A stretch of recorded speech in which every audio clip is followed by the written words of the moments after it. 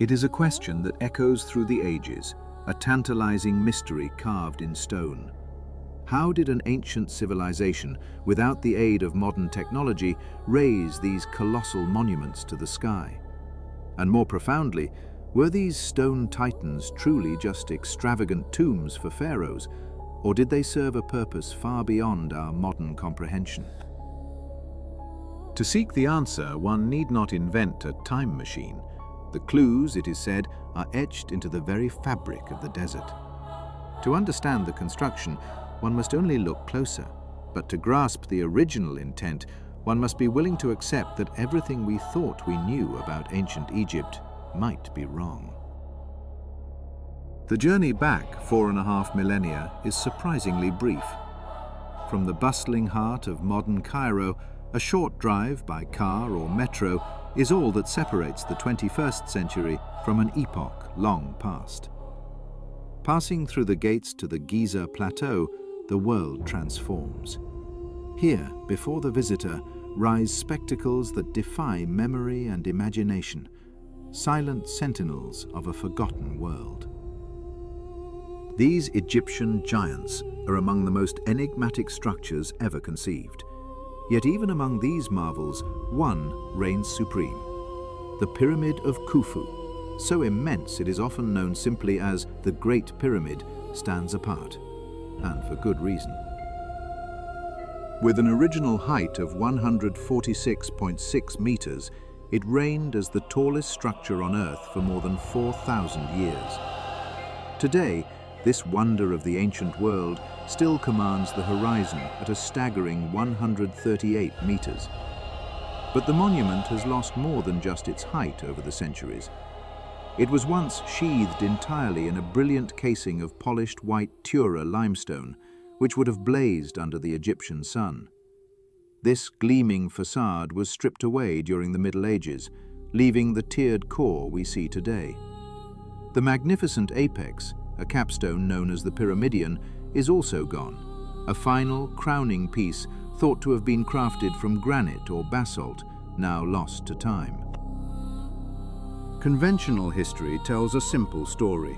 The Great Pyramid was the breathtaking final resting place for the pharaoh Khufu. A few ancient inscriptions are offered as proof. But here the certainty ends and the deep questions begin. Skeptics highlight a profound emptiness within these silent chambers.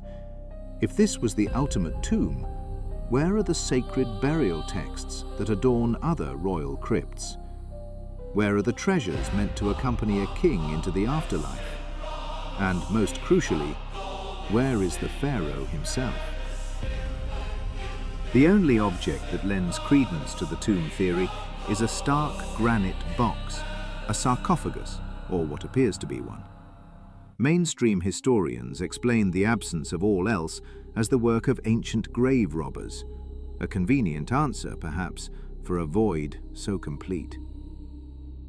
The stone remains silent, offering no easy explanations. It stands not as a simple answer, but as an eternal question, challenging every assumption we hold.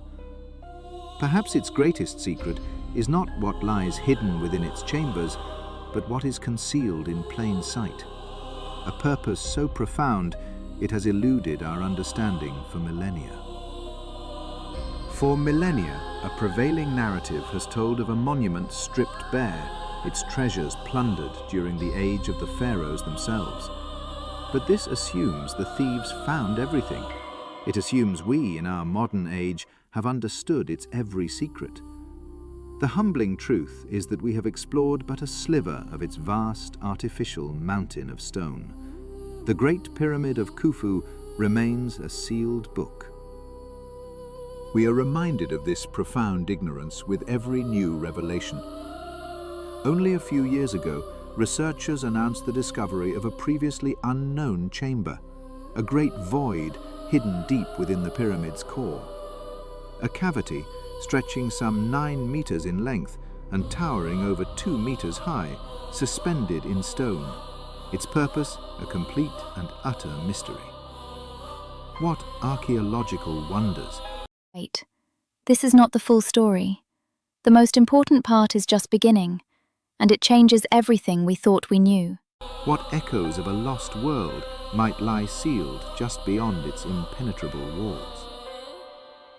Scientists now soberly estimate that we have deciphered only 10% of the pyramid's true structure.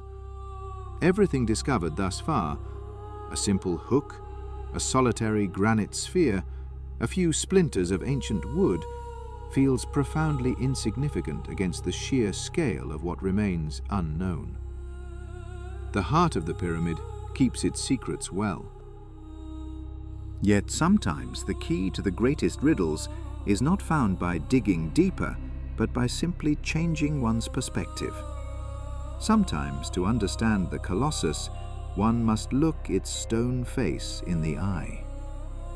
The enduring question has always been not what the pyramid holds, but how it was raised to the heavens in the first place. And now, thanks to a revolution in technology, that question is being asked in a new and powerful way. Gone are the days when these architectural marvels were presented to us only in faded wide-angle photographs. The era of the drone has dawned, granting us an intimate proximity once reserved for the birds. These digital eyes can now circle the stone giants, capturing them in all their grandeur, tracing every unusual pattern, every subtle detail etched by time and human hands. And while the clues left behind by the builders are faint, whispered across nearly 5 millennia, they hold an immense potential for revelation. Let us ascend. From the vantage point of the pyramid's summit, a new reality unfolds. The careful symmetry we imagine from the ground dissolves into a complex, almost chaotic arrangement of blocks. It is not the perfect symmetrical peak of our imagination, but a rugged, uneven plateau. And as we draw closer, the surface gives up its stories. We see the graffiti of 1,000 years, the names and dates of the stones, a subtle engineering choice to grant them lateral stability against the forces of gravity and time. We see holes drilled with an unknown purpose, each a question mark bored into the limestone. Every single component has a chronicle to share. Here, with the contrast enhanced to reveal the subtlest textures, a single feature arrests the eye. Among the sun-bleached stones of the apex sits one block that is dramatically darker than all the others. It is a stark anomaly. It is almost certainly not a different type of stone. Other images and analyses suggest a more violent history. This darkness is a scar, a scorched memory of some forgotten incident, perhaps a fire, or the impact of a lightning strike that seared the very surface of the rock. When we pull back, viewing the summit as a whole, this one dark stone changes the entire composition. It is no longer just a random assortment of blocks, but a landscape with a focal point, a history with a central event. The surface becomes a grand, unified tapestry, and this dark stone is its most compelling thread. The answers we seek may not lie buried in chambers of gold, but are etched in plain sight, waiting for the moment we finally learn how to read the stone. Within the monumental silence of the Giza plateau, a secret lies etched in stone, hidden in plain sight upon the very apex of the Great Pyramid of Khufu. For millennia, its sheer scale has commanded our attention, yet a subtle detail, an almost imperceptible discord in its design, offers one of the most profound clues to its construction. It is a puzzle not of grand architecture, but of quiet deviation. Gaze upon the flattened summit, a vast tableland of weathered limestone where the pyramidion, the final capstone, once sat. Here, the arrangement of the massive blocks appears at first to be a simple, eroded geometry, but a closer inspection reveals a deliberate pattern, a silent conversation between the stones. The outermost blocks, The border of this ancient platform adhere to the monument's rigid cardinal alignment. Their edges are a near-perfect echo of the pyramid's foundational precision, square to the world. But inside this orderly frame, a quiet rebellion unfolds. The inner core blocks do not share this orientation. They are skewed, turned on an axis, rotated clockwise by a measure of between 5 and 10 degrees. It is not a random scattering born of decay, but a consistent, organized shift. When viewed from above, this intentional misalignment becomes undeniable, a subtle vortex of stone turning against the structure that contains it. What does this architectural whisper tell us across the gulf of 4,500 years? Why, in a monument defined by an almost obsessive pursuit of geometric perfection, If you think you've seen everything, wait. What comes next will turn everything upside down. does this intentional chaos exist at its very crown? The most compelling theory returns us to the realm of human ingenuity and immense labor. Archaeologists have long suspected that the pharaonic engineers employed a sophisticated system of ramps to raise the millions of blocks that form this artificial mountain. This anomaly on the summit may be the clearest evidence yet for one particular method: a great spiral ramp coiling around the exterior of the pyramid as it grew. The logic is one of practicality. As the structure neared its completion, the external ramp would have encased the core. For the teams of workers hauling and positioning the inner blocks, the most immediate and reliable point of reference would not have been the distant, invisible base of the pyramid, but the inner wall of the ramp itself. It would have been far simpler and far faster to align each new block parallel to the ascending path they stood upon. The 5 to 10 degree rotation, then, is not a mistake. It is the fossilized footprint of the ramp's incline, a permanent record of the construction process itself, preserved in the very heart of the machine. This interpretation stands as powerful evidence that, at least for the upper courses, a spiral ramp was the chosen technology. The question, however, looms as large as the pyramid itself. Can this technique be extrapolated to the entire colossal structure? Once a specific construction signature is identified, the probability of finding it elsewhere in the same monument increases dramatically. Yet the lower, more massive sections remain a subject of fierce debate. But human curiosity is seldom satisfied by purely practical explanations. To some, this anomaly points toward a more esoteric purpose. We must remember the pyramid as it was, not the sand-blasted relic of today, but a pristine, gleaming beacon. Its sides were sheathed in highly polished white Tura limestone, cut with such precision, more than mere decoration. Could the structure itself, with its precise angles and internal chambers, have been a functional device?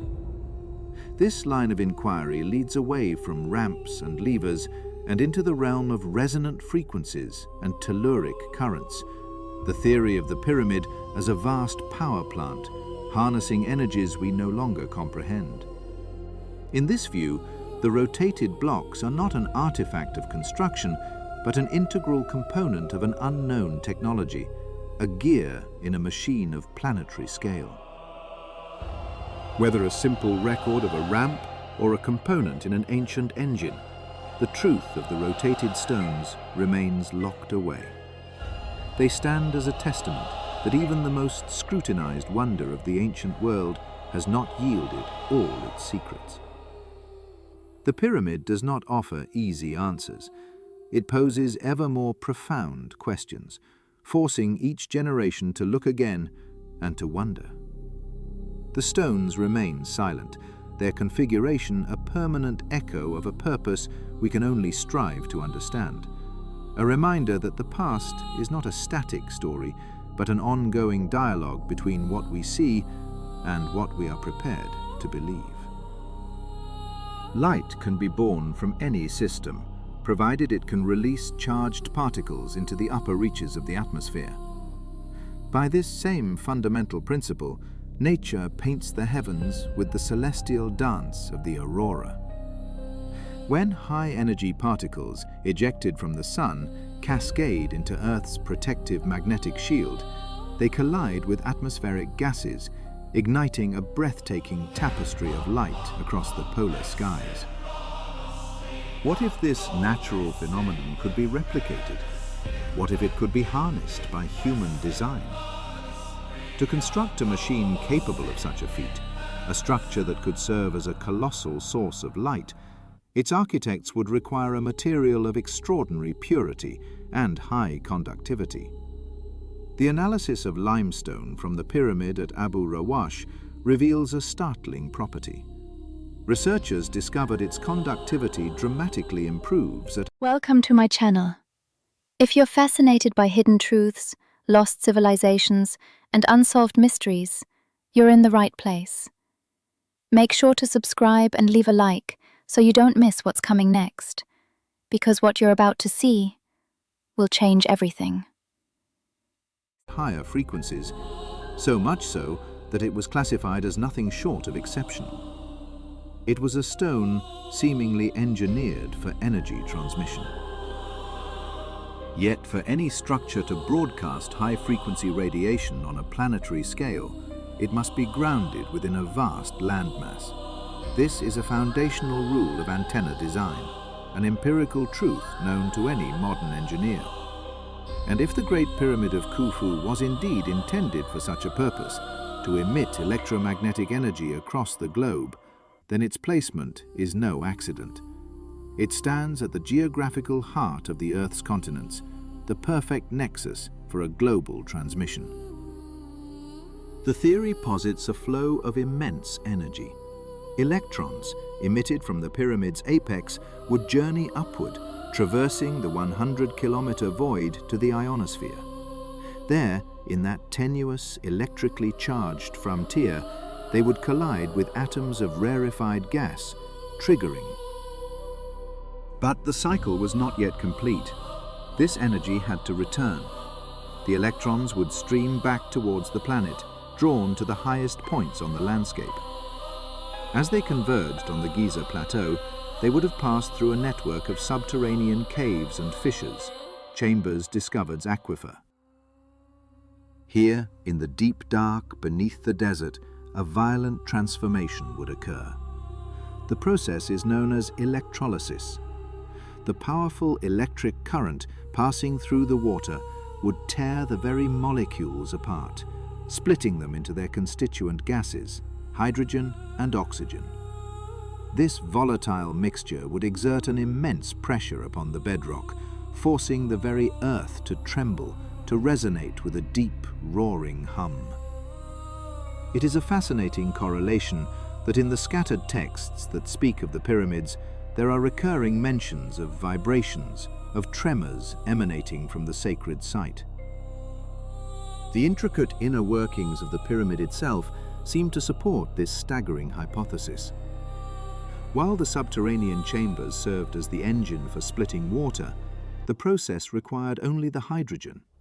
Being lighter than air, the hydrogen gas would have risen, ascending through the structure to gradually fill the Queen's chamber and its mysterious northern and southern shafts.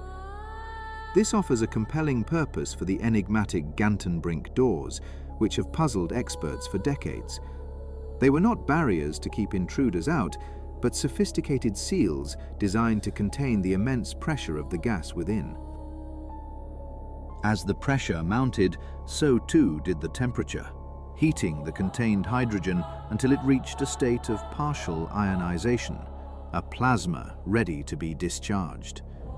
The entire Stay with me, because what comes next has been hidden for a very long time, and only a few people know the truth behind it.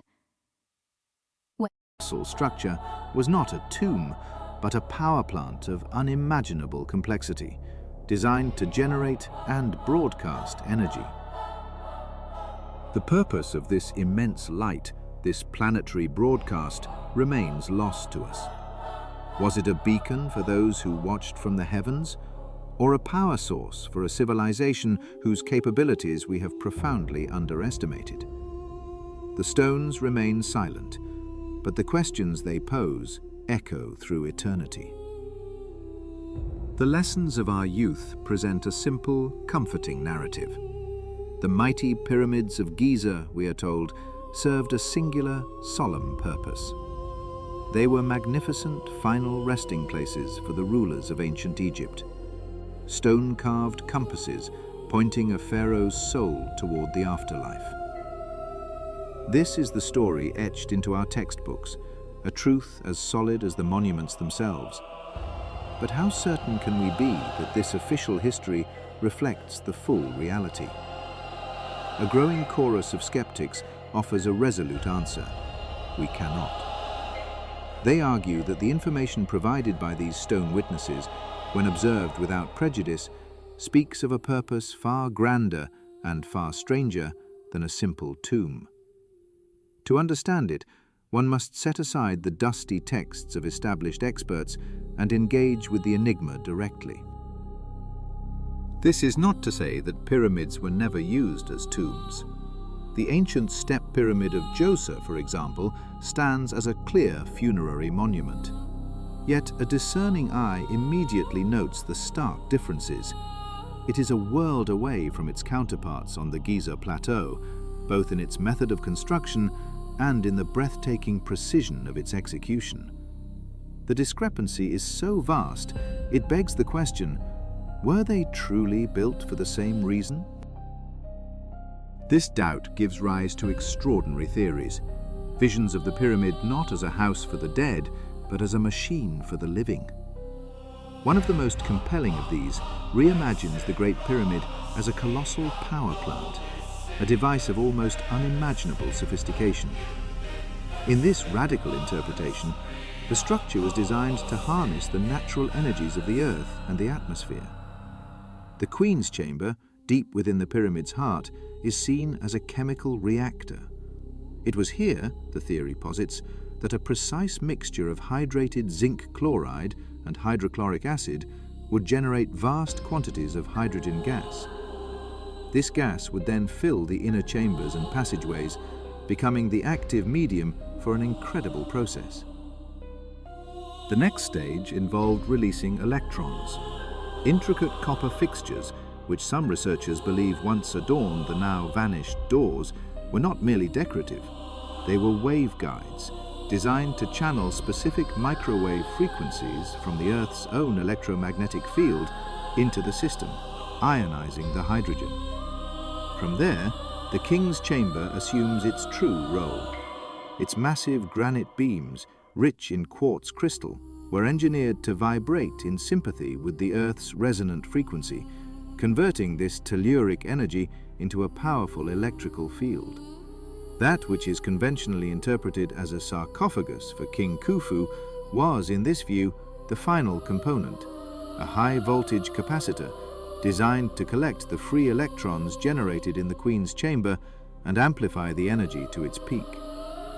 The entire structure was a finely tuned instrument, culminating in a focused beam of energy directed from the pyramid's apex. It is a theory of breathtaking ingenuity, and yet, for all its seductive logic, it remains entirely unproven.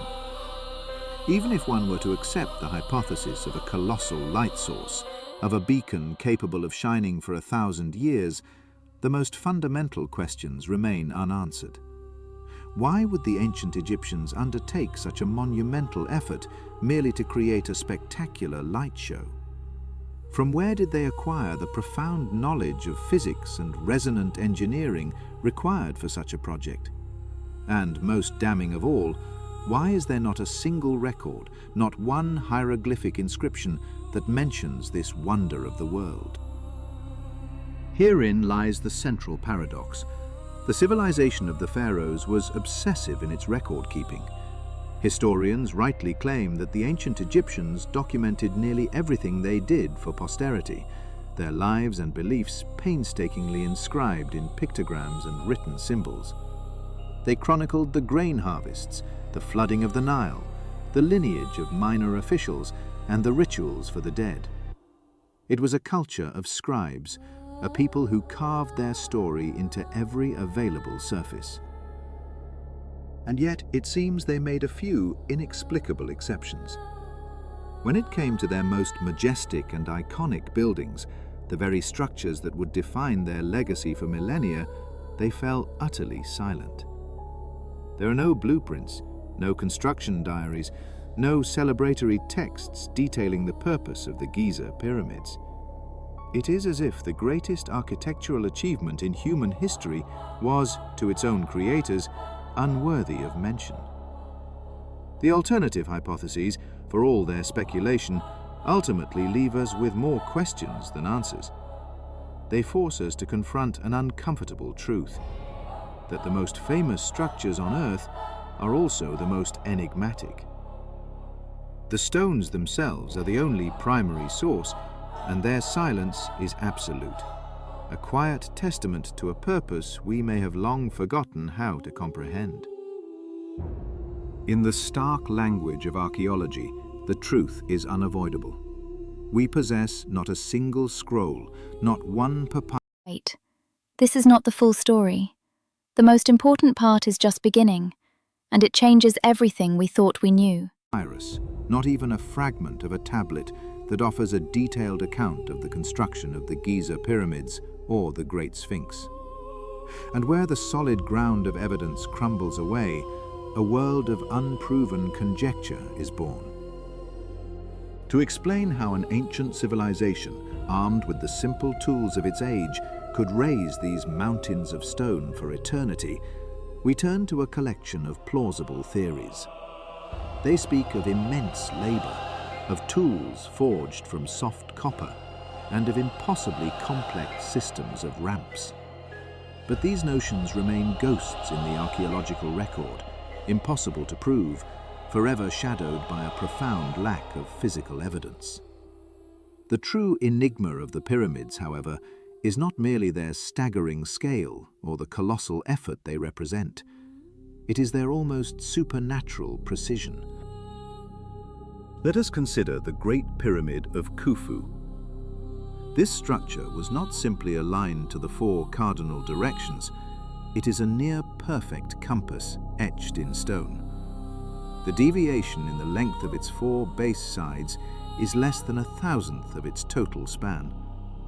More astonishing still, the original polished casing stones were fitted with such breathtaking exactitude that not even the thinnest sheet of paper could be forced between them. How was such a feat of engineering even conceivable in an age without modern technology, without laser levels or computerized calculations? And if the Great Pyramid was indeed nothing more than a tomb for a single pharaoh, why this titanic ambition? We speak of an original height of nearly 147 meters, a figure that for millennia secured its title as the tallest structure ever built by human hands. To probe this mystery, we must make a detour, traveling centuries forward in time and hundreds of miles south to the legendary Valley of the Kings. Located near the ancient Egyptian metropolis of Thebes, this sprawling necropolis was established long after the Great Pyramids were sealed, designed, it is said, to finally put an end to the scourge of tomb robbers. Yet, though both the pyramids and the valley tombs are officially burial sites, they could not be more alien to one another in their design and essence. The tombs in the Valley of the Kings are vibrant subterranean palaces with spacious corridors and grand galleries. Their walls are canvases of divine art, exploding with magnificent hieroglyphs that narrate the soul's perilous journey through the afterlife. The passages within the Great Pyramid, by stark contrast, are austere, anonymous, and strangely hostile. Some are so constricted, a mere 90 by 90 centimeters, that a grown person can only crawl, forcing their way through the suffocating, silent dark. The structures themselves are defined by a bizarre simplicity. Why, if they served the very same sacred purpose, do we find no trace of these elaborate decorations inside the pyramids. Perhaps a direct physical path into the heart of Khufu's pyramid can illuminate the question. Should you enter the monument through its small, cramped corridor and choose the path that leads down, you will find yourself descending deep into the bedrock. There, you encounter a strange subterranean chamber, roughly hewn from the rock and officially, inexplicably, unfinished. Why did the ancient Egyptians tunnel 3 stories down into the earth only to abandon their work at the final stage? That is a mystery for another time. For every visitor who chooses to ascend from the entrance, a different journey begins. The ascent is made over a series of steps, a modern accommodation for the curious. But originally, there was nothing here but a bare, unadorned corridor rising steeply into the suffocating darkness of the stone.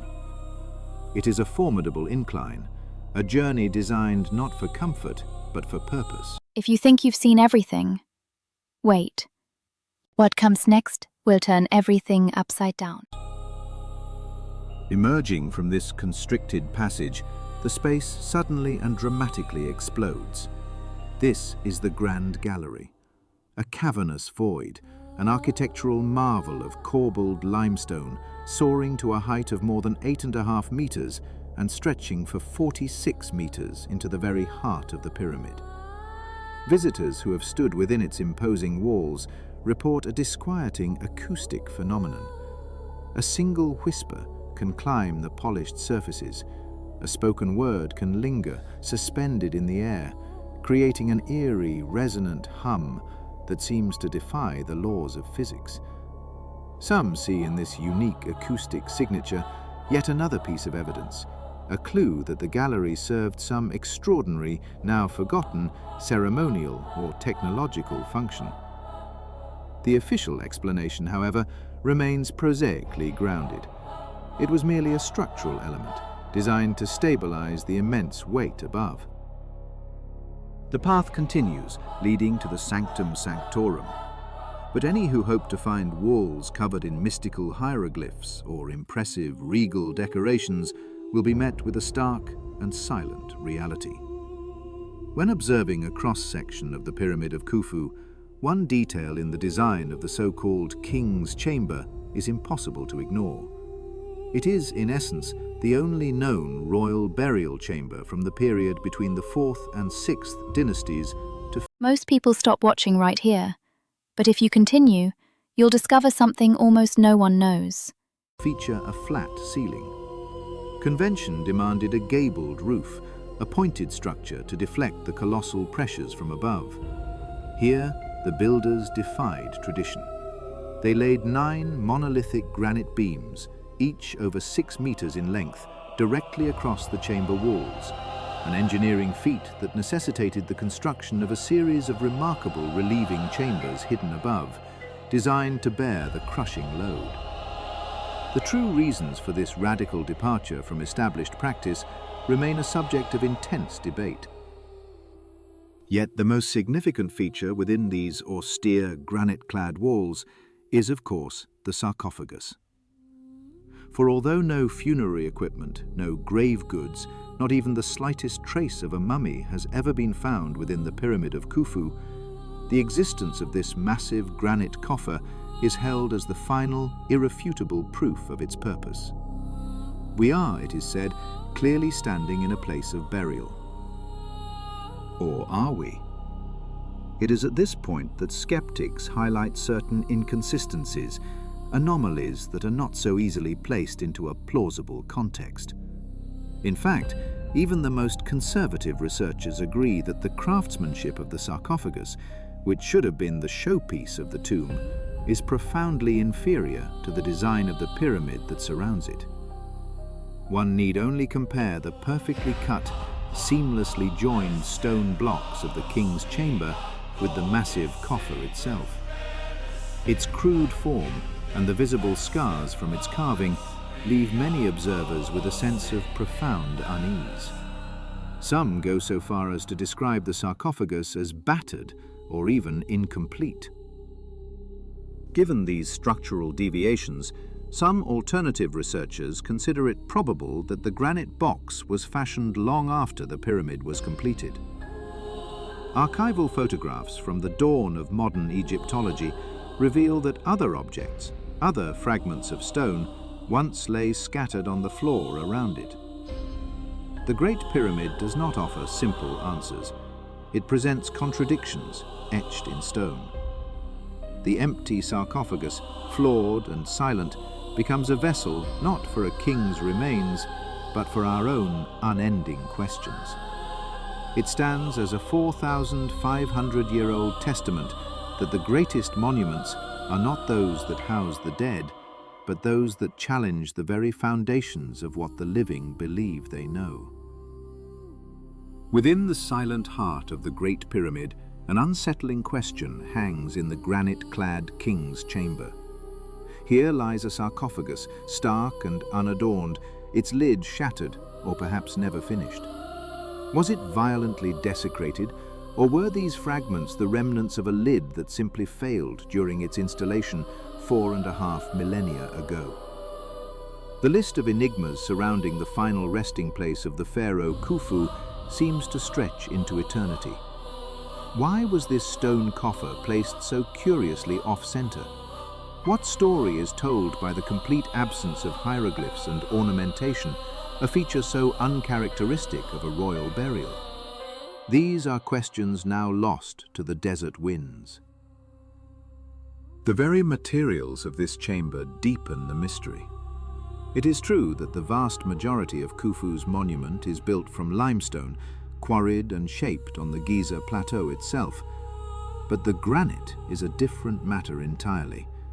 This stone, dense and eternal, was hewn from the bedrock at Aswan, a journey of more than 800 kilometers to the south. We are speaking of thousands of massive, precision-cut blocks, some weighing tens of tons, ferried against the current of the Nile. Why did the ancient Egyptians decide to undertake such a colossal effort, shifting from readily available limestone to this far-flung, formidable granite? Does the choice of material itself prove it was meant to serve a very specific, perhaps symbolic or structural role? Or was this merely an aesthetic decision, a pharaoh's demand for the most enduring stone known to his civilization? We must remember, the Great Pyramid has not yet yielded all its secrets. Much of its internal structure remains completely unexplored, a fact brought into sharp focus in the spring of 2023. In a stunning revelation, specialists using cosmic ray imaging detected another, previously unknown corridor hidden deep within the monument, a silent testament to how much we have yet to learn. This same sense of hidden depths extends to the plateau's other great guardian, the Sphinx. For decades, whispers of a curious anomaly persisted, an opening in the monument's head. Geologist Robert Schoch, employing ground-penetrating radar, confirmed the presence of a significant cavity. Aerial photographs supported his findings, clearly showing a patch on the Sphinx's crown. The historical record reveals a fascinating intervention. In 1925, the French Egyptologist Émile Bajaz and his team investigated this very hole. Photographs from the era document a worker standing within the aperture, which descended into a shaft sealed at the bottom by an iron hatch. Welcome to my channel. If you're fascinated by hidden truths, lost civilizations, and unsolved mysteries, you're in the right place. Make sure to subscribe and leave a like so you don't miss what's coming next, because what you're about to see will change everything. Bajaz's team ultimately filled the cavity with cement, burying the mystery once more. The prevailing theory suggests the hole was originally an anchor point for a ceremonial headdress, but was later deepened by generations of treasure hunters convinced that it was a gateway to secret chambers. They may have been right. Modern science has picked up where the early explorers left off. Using the phantom senses of seismic tomography, a team led by Dr. Manu Saifzadeh has mapped a void of approximately 100 square meters, a significant chamber lying deep in the bedrock beneath the Sphinx's pores. Their technology, which listens to echoes from the Earth, revealed not one void, but a network of several rooms. One of these chambers is located directly beneath the statue, the most logical place to conceal something of immense value. Archaeologists have long speculated that such a place could have been built to house a sacred archive, a library of ancient knowledge, or a pharaoh's hidden treasury. The myth of a subterranean library, a hall of records from a lost civilization, has existed for centuries. But Saifzadeh's findings come with a somber warning. He suspects that the chambers have long since been breached by the rising water table of the Nile and their Khan. And so the Giza plateau continues to guard its secrets. Each discovery seems to peel back one layer of mystery, only to reveal another more profound. The silent stones of the pyramids and the enigmatic gaze of the Sphinx do not offer easy answers.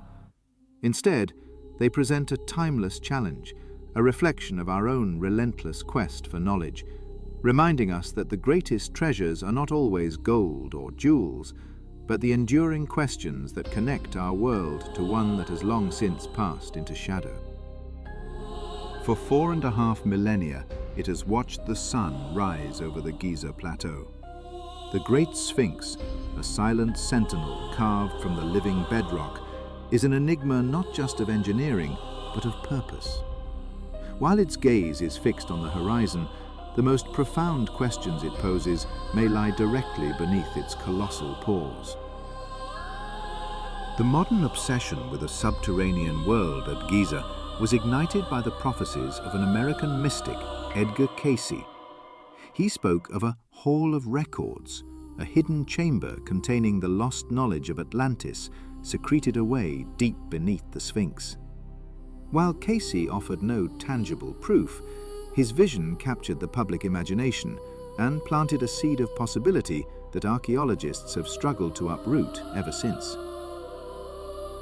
The official narrative, long championed by the former Egyptian Minister of Antiquities, Dr. Zahi Hawass, has been one of dismissal.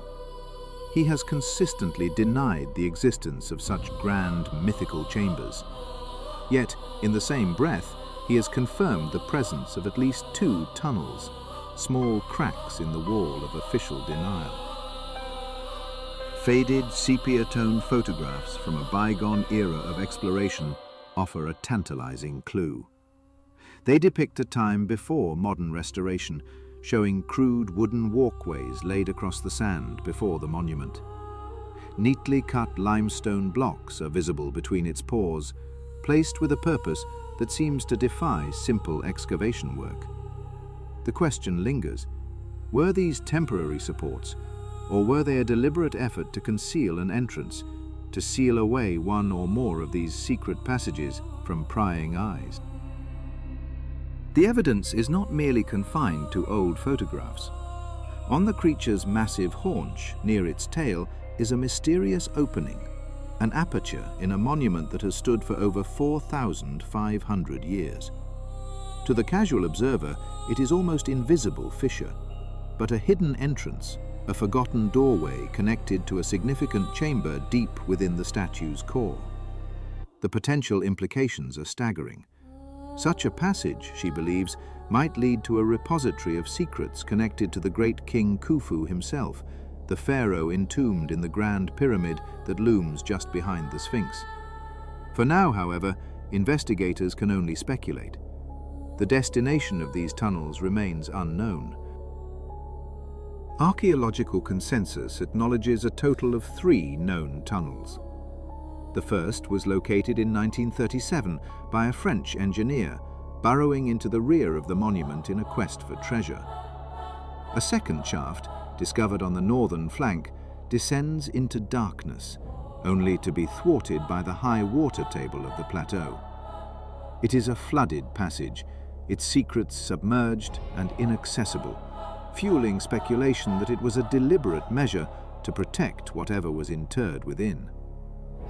A third tunnel was found in the early 19th century by an Italian adventurer, hidden behind the Dream Stele, the great granite slab erected between the Sphinx's paws by the pharaoh Thutmose IV. Under the direction of Dr. Hawass, official excavations finally probed the earth beneath the Sphinx's body. They did not find a hall of records. Instead, they uncovered tunnels leading to several large subterranean caverns.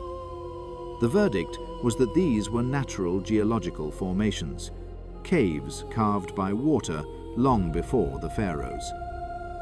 Yet for many, this discovery only deepened the mystery. They argue that this natural network could have been the perfect foundation for a man-made labyrinth, a secret complex still waiting to be found. The allure of the Sphinx and its hidden chambers is not a story confined to the Egyptian sands. It echoes through history, resurfacing in the heart of another great empire. During the painstaking restoration of Emperor Nero's vast and decadent palace in Rome, archaeologists made a stunning discovery. Buried for 2,000 years, they found a secret, vaulted chamber. Its walls were alive with vibrant frescoes of panthers, centaurs, and, presiding over them all, the unmistakable image of a sphinx. This room, now known as the Sphinx Room, was part of the legendary Domus Aurea, the Golden House. This was the sprawling palace Nero built in the aftermath of the Great Fire of Rome in the year 64 of the Common Era, a monument to imperial power and excess. For centuries it lay buried and forgotten. Its discovery reveals that the Sphinx, as a symbol of esoteric knowledge and a guardian of secrets, had migrated from the Nile to the Tiber. Two sphinxes, separated by thousands of miles and thousands of years, both guarding hidden spaces lost to time. One, a colossus of stone, may conceal the genesis of a civilization. The other, a delicate painting, reveals the private world of a notorious emperor. Both discoveries remind us that history is not a finished story, but a landscape of buried truths, where the greatest secrets often lie just beneath the surface, waiting for the curious and the bold to look deeper. Discovery is rarely a planned event. More often, it is a whisper of chance, an accident of circumstance that peels back the layers of time. So it was when scaffolding, erected for routine work in 1,000 years, a secret room emerged from the darkness. Within, a world frozen in time. The walls were not bare stone, but a vibrant canvas, alive with rich decoration. A menagerie of birds in perpetual flight, blossoms that would never fade, and ethereal sea creatures swimming through painted waves of lapis lazuli and malachite. It was a private sanctuary, a space of beauty sealed away from the world. Yet the majority of this chamber remains buried, choked with the volcanic earth that first entombed and pre-delicate equilibrium would be to risk its complete collapse, sacrificing the whole for a glimpse of a part. The chamber holds its breath, its greatest treasures still shrouded in the soil.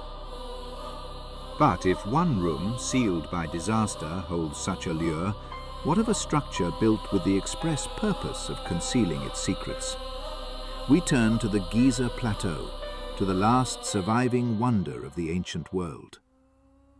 The Great Pyramid is a monument not only to a pharaoh, but to the enduring power of human curiosity. For millennia it has stood, a silent keeper of secrets, challenging each generation to unlock its design. And for all our study, we know almost nothing. Recently, however, technology has granted us new eyes.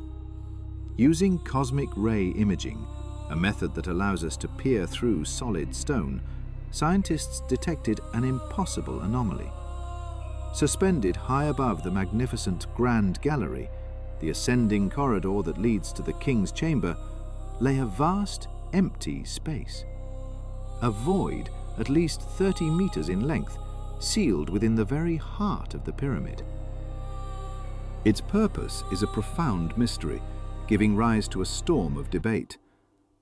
It is entirely possible the chamber had no grand purpose at all, that it is merely a gap in the architecture, a structural byproduct of the immense construction. Such voids are not entirely uncommon in these colossal structures. Another theory suggests...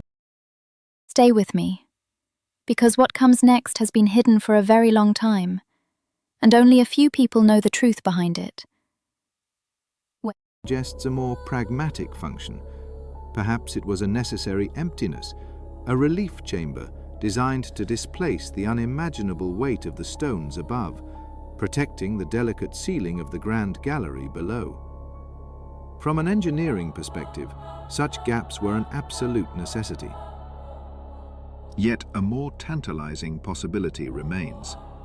Could this be more than a simple void?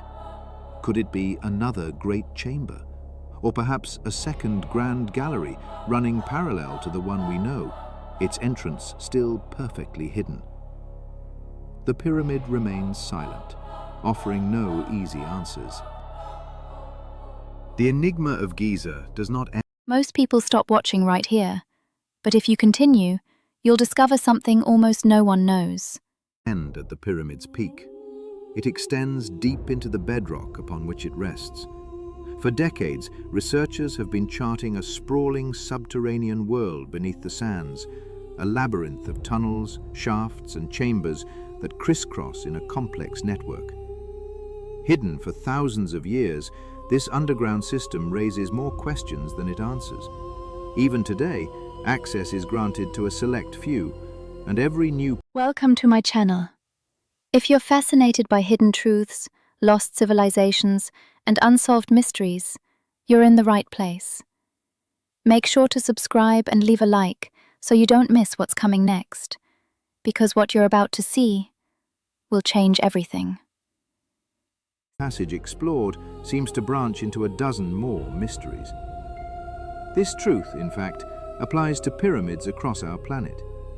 We understand only a fraction of how they were built, why they were built, and what secrets they continue to guard so jealously. In the year 1922, deep within the Valley of the Kings, history held its breath. Here, the tomb of the celebrated boy king Tutankhamun was unearthed. He had died at just 19 years of age, and when explorers finally breached his resting place, they lay intact, defying the passage of time and the greed of robbers.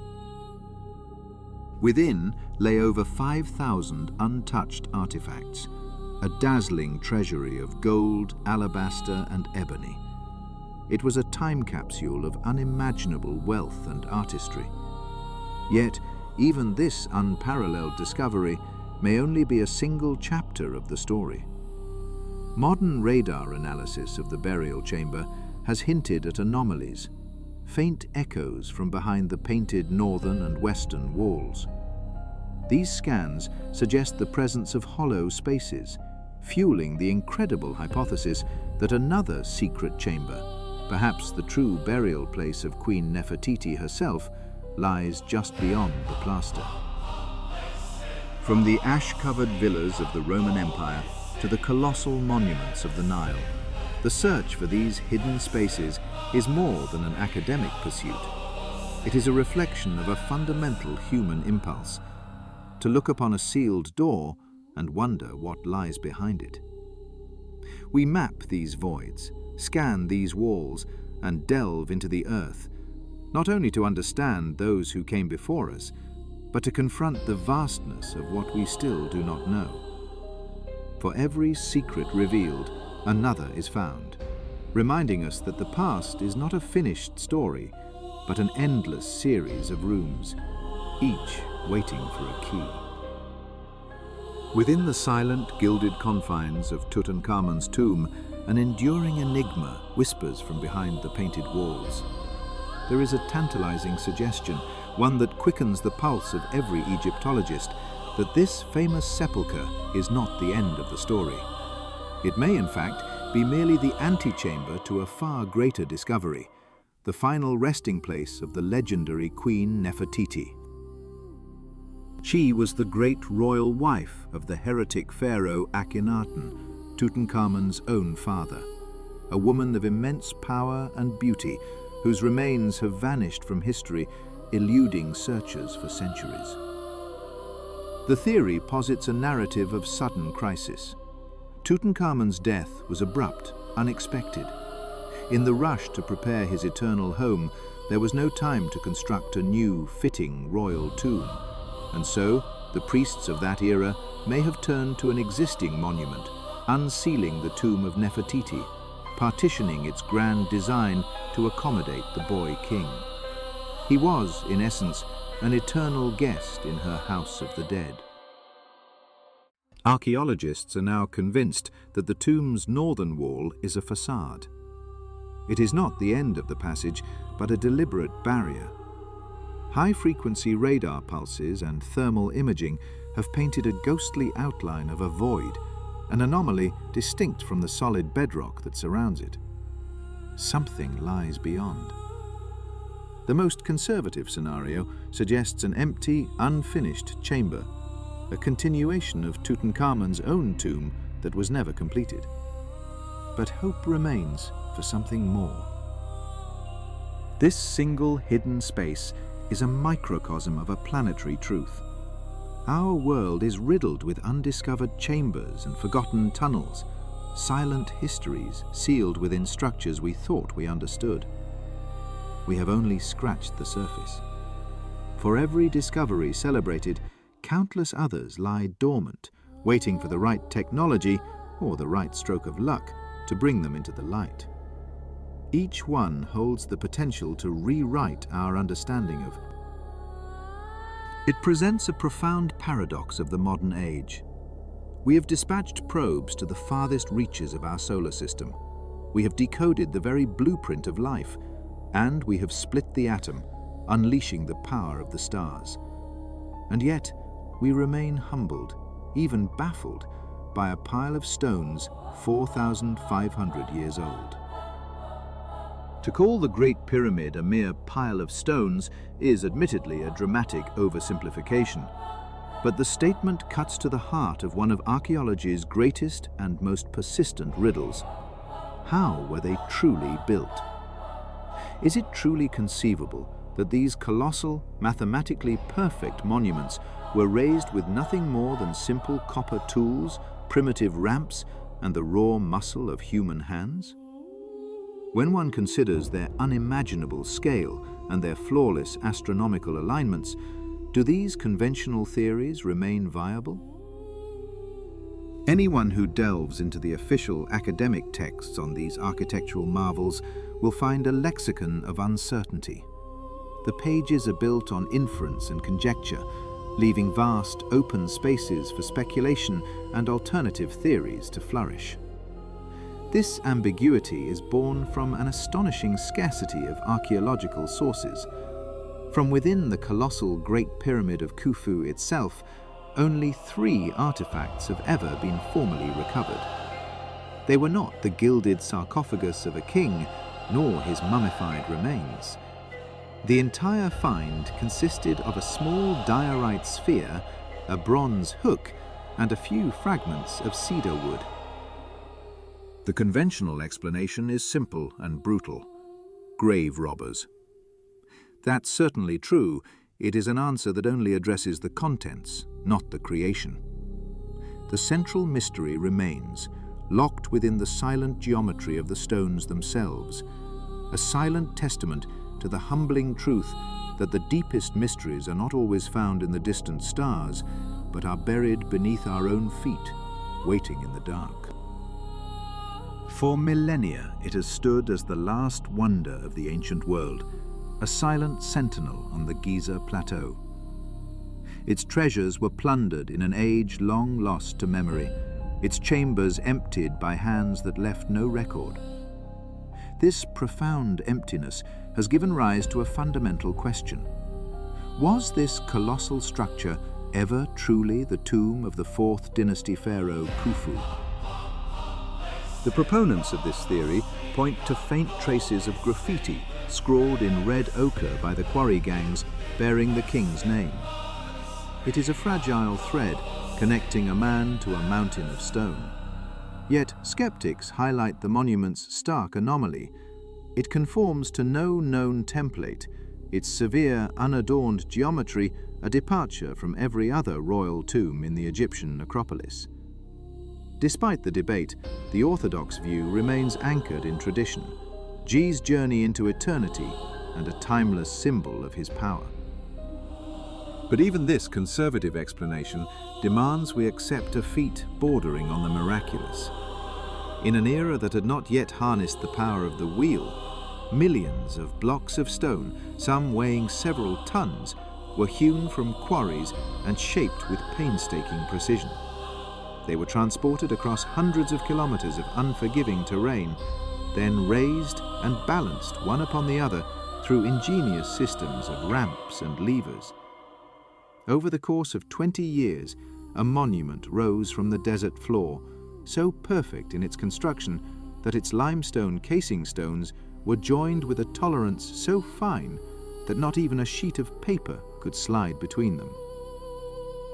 The final result was a stone giant composed of an estimated 2.65 million blocks, positioned with such geometric perfection that the difference in length between its 4 base sides is less than 1,000th of their total span.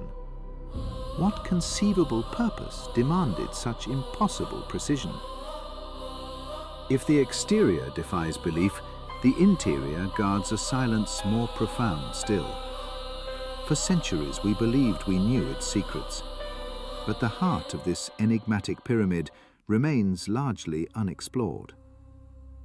In the year 2023, a revelation sent shockwaves through the archaeological community. Most people stop watching right here, but if you continue, you'll discover something almost no one knows. Welcome to my channel. If you're fascinated by hidden truths, lost civilizations, and unsolved mysteries, you're in the right place.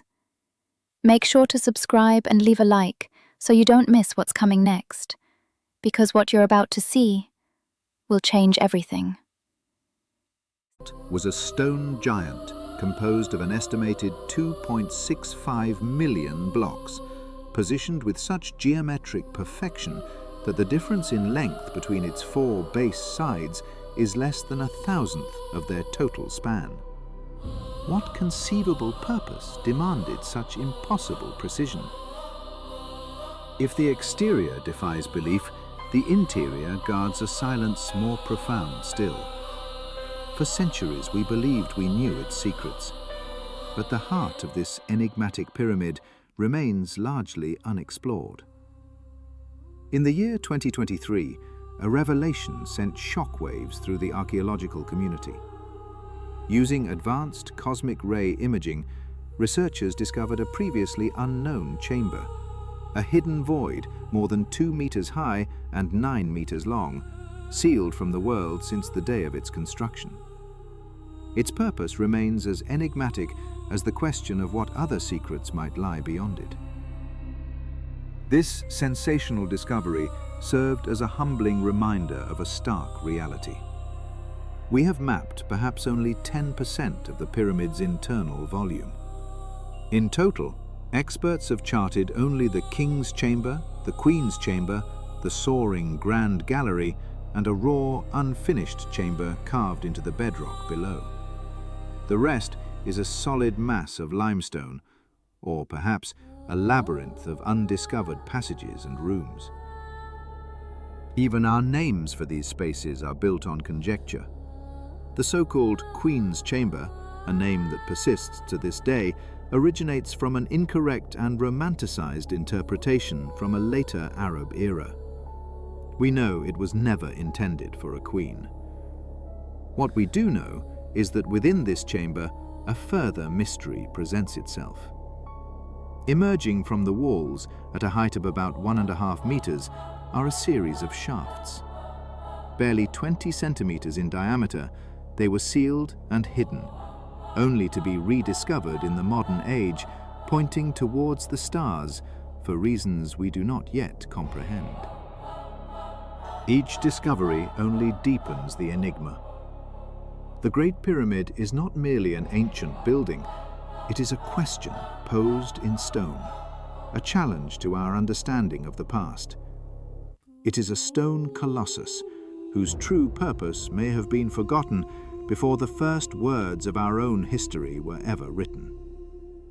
It does not offer answers, it simply endures, a silent testament to the scale of human ambition and the enduring power of a mystery that refuses to be solved. Within the silent heart of the Great Pyramid, sealed away from the world for 4.5 millennia, lie passages that defy simple explanation. In the year 1872, the Scottish engineer Wainman Dixon, driven by a relentless curiosity, forced his way into the narrow conduits extending from the Queen's chamber. They had been hermetically sealed since their construction, their purpose a complete enigma. During this crude and forceful investigation, Dixon's team stumbled upon 3 peculiar artifacts.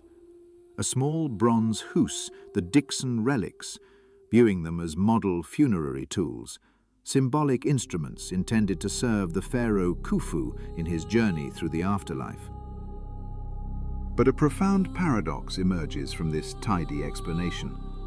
If these tools were for the pharaoh's soul, why entomb them within a sealed, inaccessible shaft, complicating the spirit's path to retrieve them?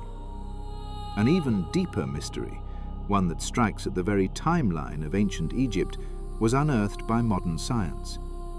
Carbon dating of the wooden fragment revealed it to be approximately 500 years older than the pyramid itself. Egyptologists propose a practical solution in the resource-scarce deserter matter of recycling, but proof that the entire Giza plateau was built far earlier than mainstream history admits. The mystery of these conduits would lie dormant for more than a century, until a new era of exploration dawned.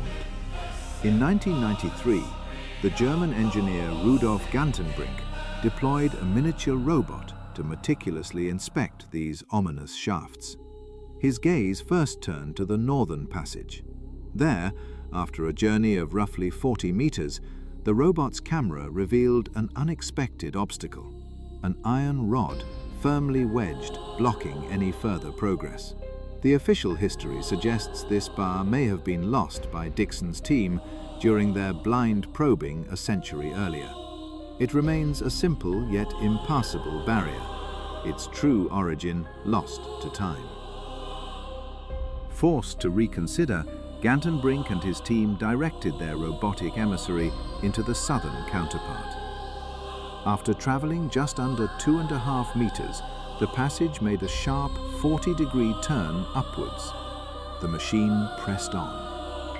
55 meters later, it came face to face with a sight that stunned the world. A polished limestone slab adorned with 2 heavily weathered copper fittings. It was, for all intents and purposes, a door. To finally peer beyond this stone veil, a new expedition was mounted in 2002. A hole was carefully drilled through the block. Yet the much-anticipated sensation failed to materialize.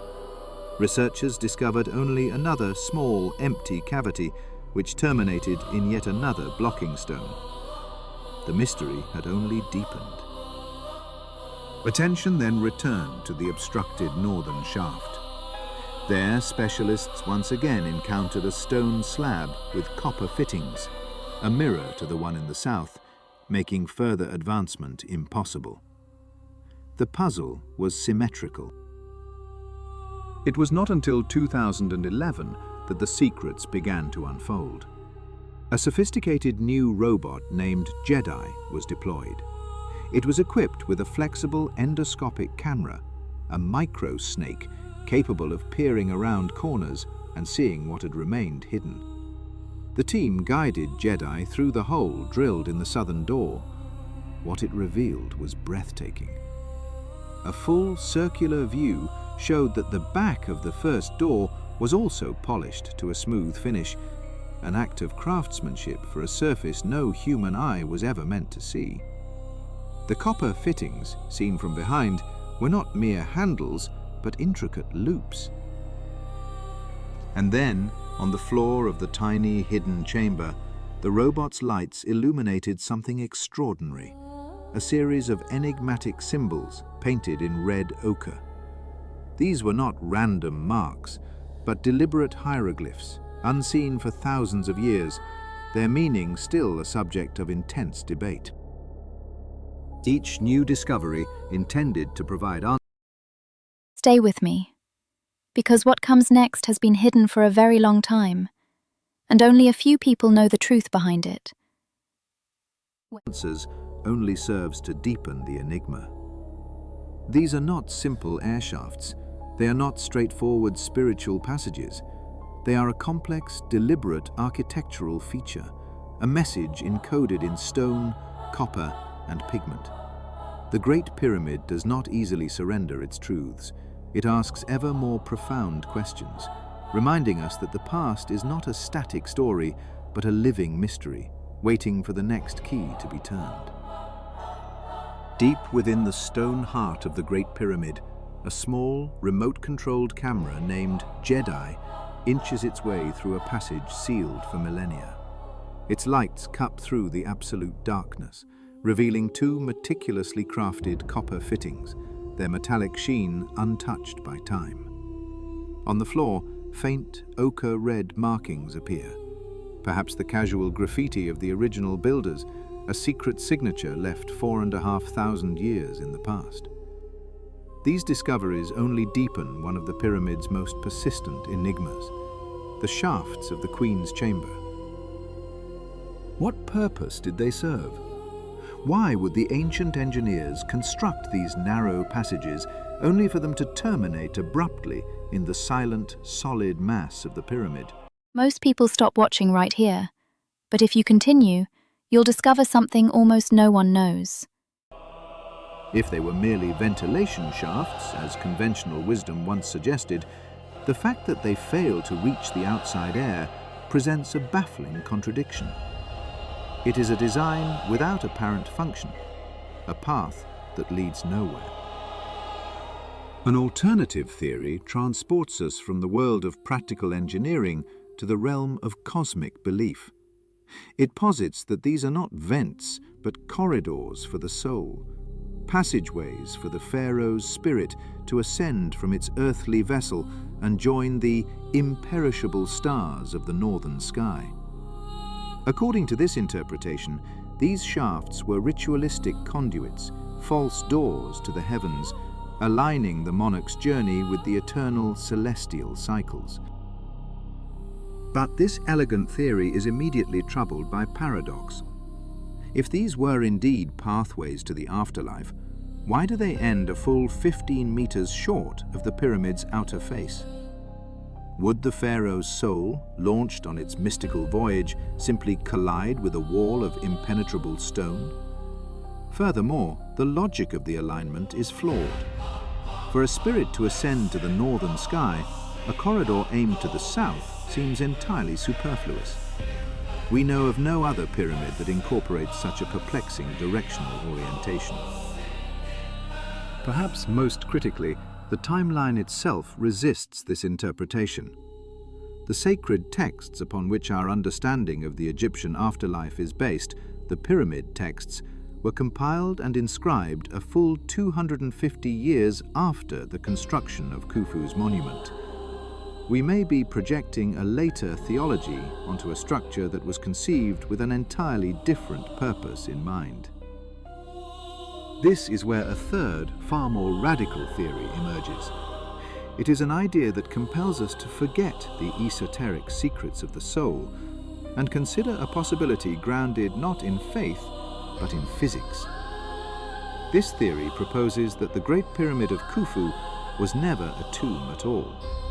Instead, it was a machine, a wonder of ancient high technology, a colossal power plant designed to turn the entire structure into a radiant source of energy. According to this paradigm-shifting hypothesis, The choice of building material was no accident. The limestone casing, it is argued, possesses unique conductive properties. The pyramid's ingenious internal architecture was designed to harness natural forces. The theory speaks of electrons flowing through water-filled caverns deep beneath the Giza plateau, which were then split through a chemical process, rising into the Queen's chamber as volatile hydrogen gas. In this scenario, the mysterious doors discovered by the robotic probes were not spiritual gateways, but sophisticated seals designed to contain the immense pressure of the gas. The enigmatic copper fittings were not decorative handles, but electrodes, integral components meant to channel electromagnetic radiation into the heart of the system. The King's chamber, in turn, assumed a new role, a resonant cavity designed to gather the free electrons from the Queen's chamber below and direct them, amplified, towards the pyramid's apex. And the granite coffer, long interpreted as the final resting place of a pharaoh, is reimagined. It was not a sarcophagus, but a crucial component in a lost and forgotten technology. We are left standing at a crossroads of interpretation. Was this monument a silent testament to a culture's profound faith in eternity, or the humming engine of a forgotten science? Perhaps the greatest mystery is not what the pyramid was, but what our answer to that question says about ourselves, whether we choose to see our ancestors as masters of spirit or as masters of a technology we are only now beginning to imagine. In the profound shadow of their more celebrated brethren, many of antiquity's great monuments stand silent and unseen. We gaze upon the Great Pyramid of Khufu and the silent Sphinx, believing we know the Giza plateau. But what of the tomb of Osiris? This enigmatic subterranean complex is as much a part of the plateau's sacred landscape, yet it remains shrouded in a comparative obscurity, a secret hiding in plain sight. Its existence, however, was not always a secret. It was a story whispered through millennia, a legend passed from one generation to the next. Yet, in the relentless march of time, we have developed a tragic habit of dismissing the accounts of our ancestors, branding their chronicles as baseless fantasy. So it was with the words of Herodotus. When the Greek historian journeyed to the land of the pharaohs around 450 years before the Common Era, he immortalized his impressions for all posterity in the second book of his Histories. Within its pages, he spoke of a mystical tomb hidden deep beneath the rocky hill upon which the Great Pyramids themselves stand. In this subterranean world, Herodotus wrote, an artificial lake surrounded a stone island, and upon that island lay the final resting place of the pharaoh Khufu himself. For centuries his account was available. The words were there, clear and precise, but they suffered from one crucial, fatal flaw. No one truly believed them.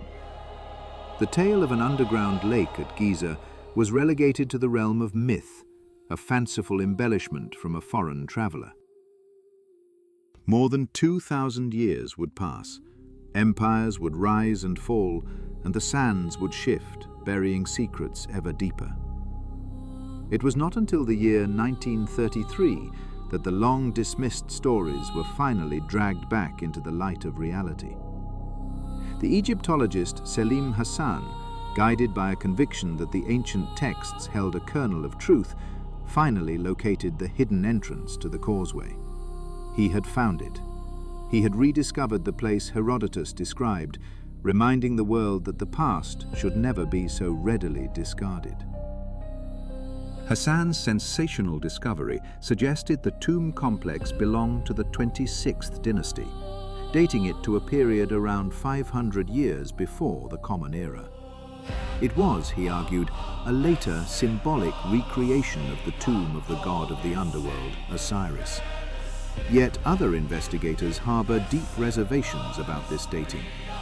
They look at the sheer scale of the stonework, the profound weathering, and the multi-level design descending deep into the bedrock, and they propose a far more ancient origin, a history stretching back into an almost unfathomable antiquity. The rediscovery was an archaeological earthquake, but in solving one mystery, it created countless more. The very existence of such a place ignites the most audacious theories. Whispers emerge of forgotten sciences, of high-voltage generation used to ionize hydrogen, creating a conductive atmosphere, a spectacle of light in the eternal darkness of... And yet, even if such a theory of an ancient light source were true, it only deepens the enigma. Why would the ancient Egyptians go to such lengths to create a dazzling display in a sealed tomb?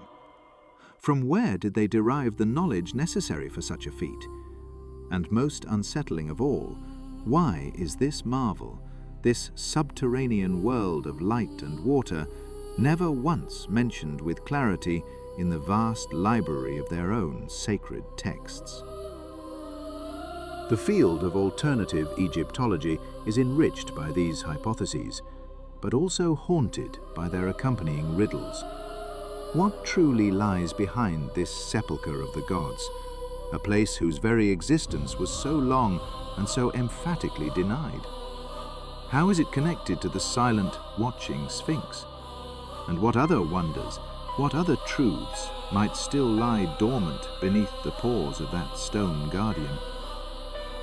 The tomb of Osiris serves as a stark reminder that what we know is but an island in a vast ocean of what we have forgotten. It proves that some legends are not myths at all, but merely memories, waiting patiently for us to find them once again. Beneath the Giza plateau, in the shadow of the Great Pyramids, lies a place of undisputed fact and unfathomable mystery. It is a structure that continues to fuel the most audacious theories, an enigma etched in stone that resists simple explanation. This complex is a twisting labyrinth of tunnels and chambers, a subterranean world carved from the living rock. The descent itself is a vertiginous journey into the Earth's memory, a plunge down a dating glimpses from the handful of photographs that preserve the testimony chiseled into its walls. Since the year 2008, the esteemed Egyptologist Zahi Hawass has dedicated himself to uncovering the long-forgotten secrets of this place, known to many as the Tomb of Osiris. The structure is a tiered descent into darkness, composed of 3 distinct levels, each one deeper, more remote than the last. The first chamber, upon arrival, presents an immediate paradox. Measuring roughly 4 by 10 meters, it is an exercise in profound emptiness. Here, Most people stop watching right here, but if you continue, one finds no mystical funerary texts whispering from the walls, no precious grave goods left for an eternal journey, not even the ghost of a sarcophagus. There is only silence and bare stone. To venture further, one must embrace the abyss. The second level is reached only by descending one of 2 skeletal iron ladders, structures that have clearly seen better ages. 18 meters below the surface, the air grows still and heavy. Here, the darkness gives way to a vast cavity, a chamber 5 by 8 meters, partitioned into 8 distinct niches. It is in this space that the first tangible clues emerged. Pottery and bones, meticulously recovered and analyzed, led experts to a conclusion. The tomb was constructed during the late period of ancient Egypt. Within the second niche, a massive granite sarcophagus held mortal remains, consistent with the other bones discovered nearby. But the true significance may not lie within the sarcophagus, but what it conceals. The immense stone box obstructs a narrow passage, a crawl space measuring a mere 80 by 100 centimeters. This passage is aligned with precision, pointing directly east toward the valley temple of the Sphinx. The details of this obstruction are deeply unsettling. The monolith appears to have been thrust into the opening with such tremendous force that the stone itself fractured in the process. Many skeptical minds suspect this was no accident, but a deliberate, final act of sealing something away. This, combined with the fact that only authorized personnel are ever granted access to the site, has given rise to a schism of thought. The official narrative holds one view. The alternative camp asks a burning question. Of all the passages, why was this one, and only this one, so violently blocked? What slumbers in the depths of the Osiris tomb that the rest of the world is forbidden to see, let alone explore? The puzzle continues. In the seventh niche of this same level rests a second granite sarcophagus. The stark simplicity that casts the first serious doubt on its official dating to around 500 years before the Common Era. During that period, Egyptian tombs were vibrant testaments to the afterlife, their walls covered in cartouches, colorful reliefs, and countless inscriptions. The tomb of Osiris has none of this. The unadorned ceilings, the naked walls, the monolithic sarcophagi, they speak of a different time, an aesthetic more akin to the constructions of far more ancient dynasties. It is a style born of immense power and a purpose we no longer comprehend. The tomb does not offer up its secrets easily. Instead, it poses a silent, eternal question, written not in hieroglyphs, but in the very stone from which it was carved.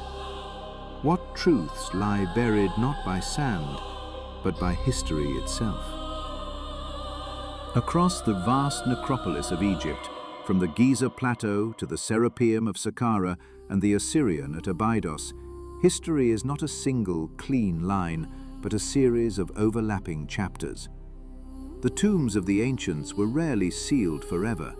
They were living spaces for the dead, often reused, repurposed, and re-inhabited over centuries.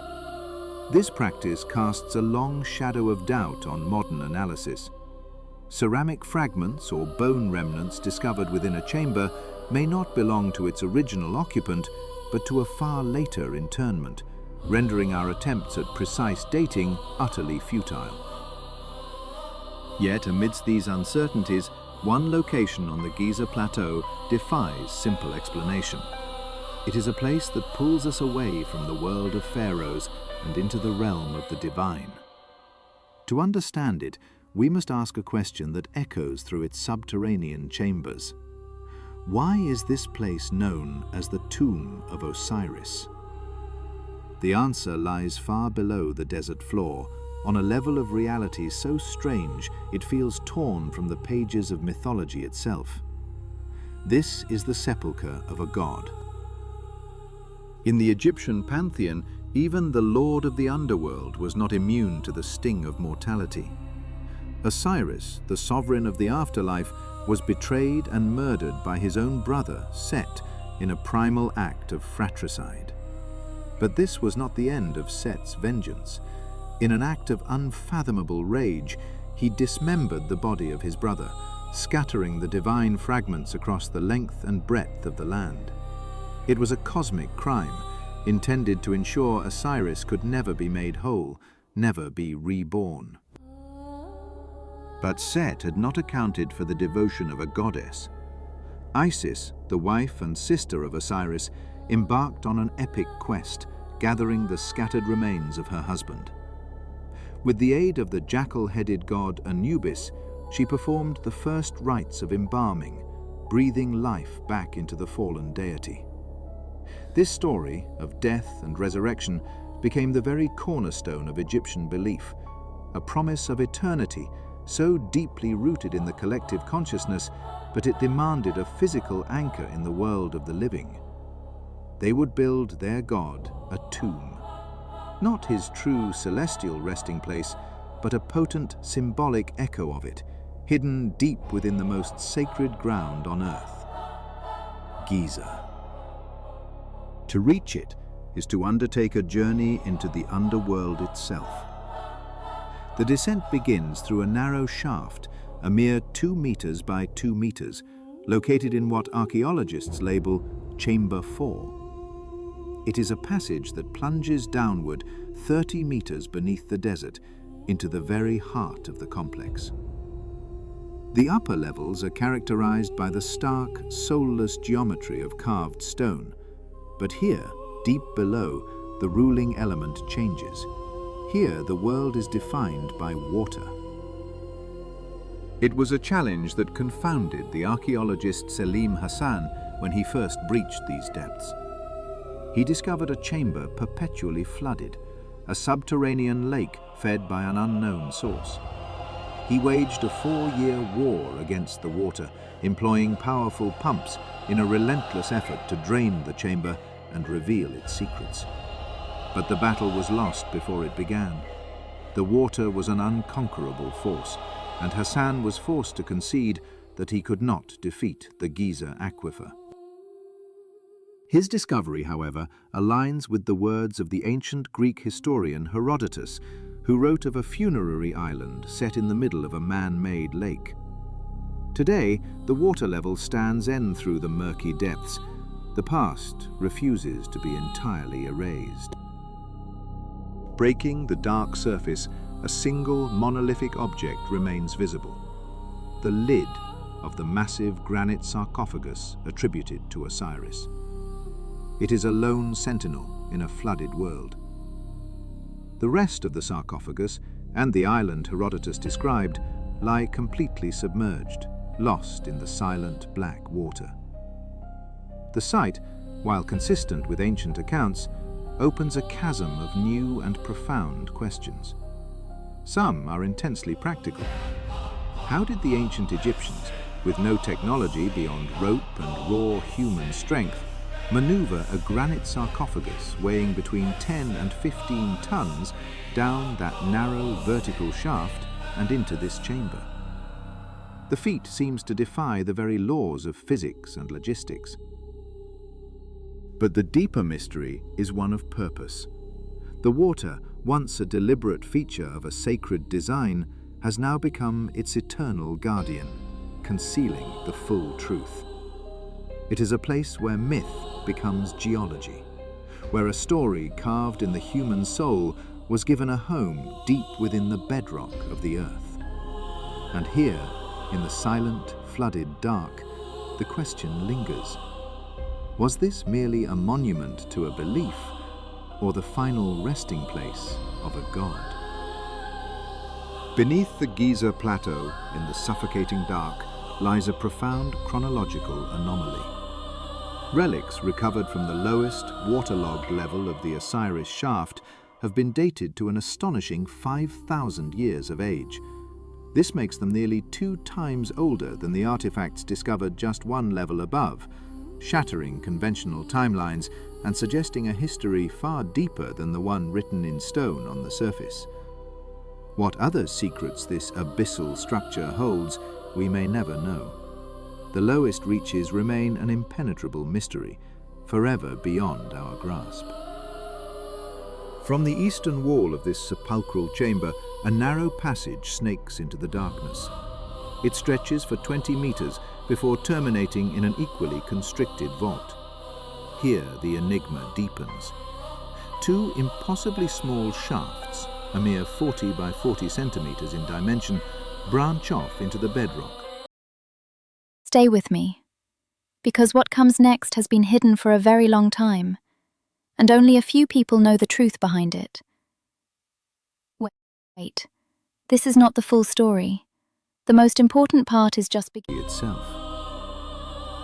Across the vast necropolis of Egypt, from the Giza plateau to the Serapeum of Saqqara and the Assyrian at Abydos, history is not a single, clean line, but a series of overlapping chapters. The tombs of the ancients were rarely sealed forever. They were living spaces for the dead, often reused, repurposed, and re-inhabited over centuries. This practice casts a long shadow of doubt on modern analysis. Ceramic fragments or bone remnants discovered within a chamber may not belong to its original occupant, but to a far later interment, rendering our attempts at precise dating utterly futile. Yet, amidst these uncertainties, one location on the Giza plateau defies simple explanation. It is a place that pulls us away from the world of pharaohs and into the realm of the divine. To understand it, we must ask a question that echoes through its subterranean chambers. Why is this place known as the tomb of Osiris? The answer lies far below the desert floor, on a level of reality so strange it feels torn from the pages of mythology itself. This is the sepulchre of a god. In the Egyptian pantheon, even the lord of the underworld was not immune to the sting of mortality. Osiris, the sovereign of the afterlife, was betrayed and murdered by his own brother, Set, in a primal act of fratricide. But this was not the end of Set's vengeance. In an act of unfathomable rage, he dismembered the body of his brother, scattering the divine fragments across the length and breadth of the land. It was a cosmic crime, intended to ensure Osiris could never be made whole, never be reborn.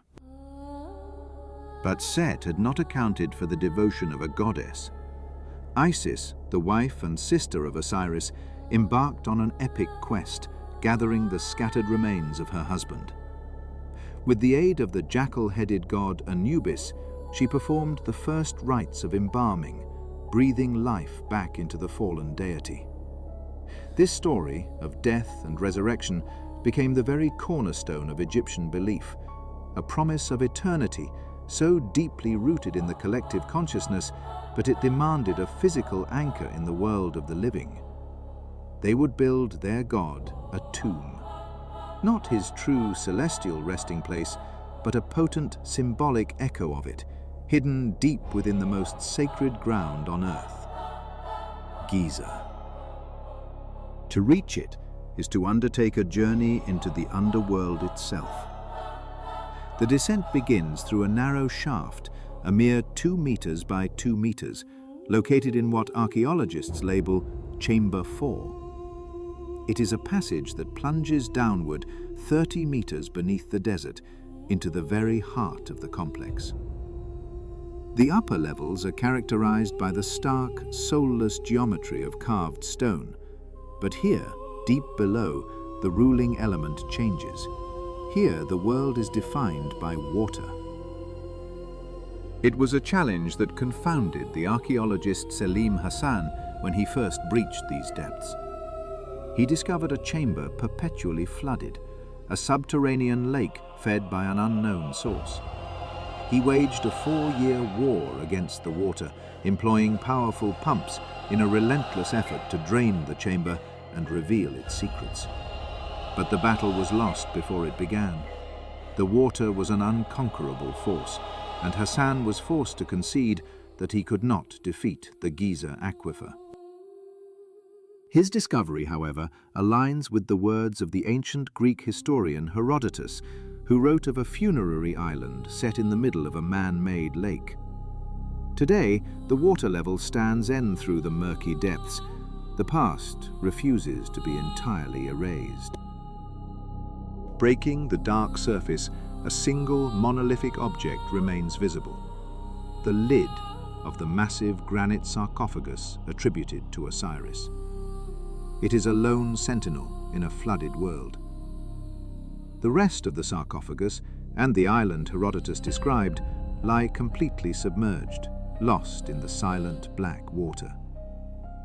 The site, while consistent with ancient accounts, opens a chasm of new and profound questions. Some are intensely practical. How did the ancient Egyptians, with no technology beyond rope and raw human strength, maneuver a granite sarcophagus weighing between 10 and 15 tons down that narrow vertical shaft and into this chamber?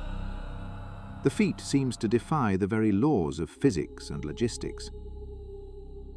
But the deeper mystery is one of purpose.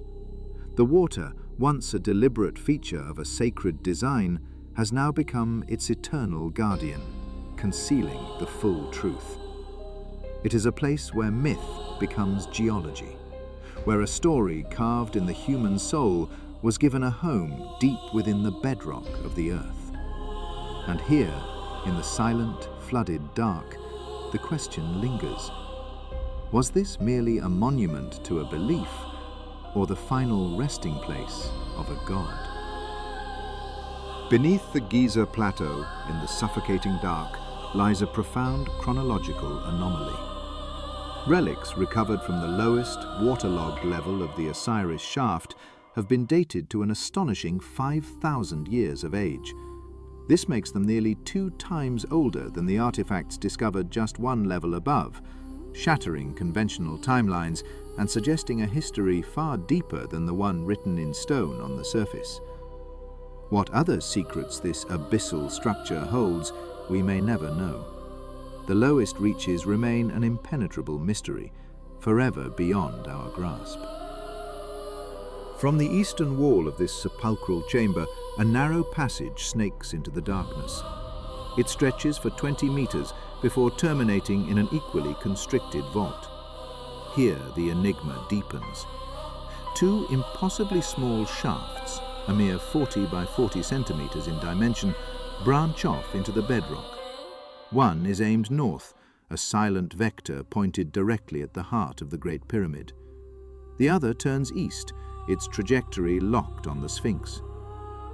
During his tenure, the famed archaeologist Zahi Hawass, determined to uncover their purpose, dispatched a small boy into the void. The attempt ended abruptly. The child became hopelessly wedged and had to be unceremoniously pulled out by his legs. To this day, the function of these inscrutable conduits remains a subject of intense debate.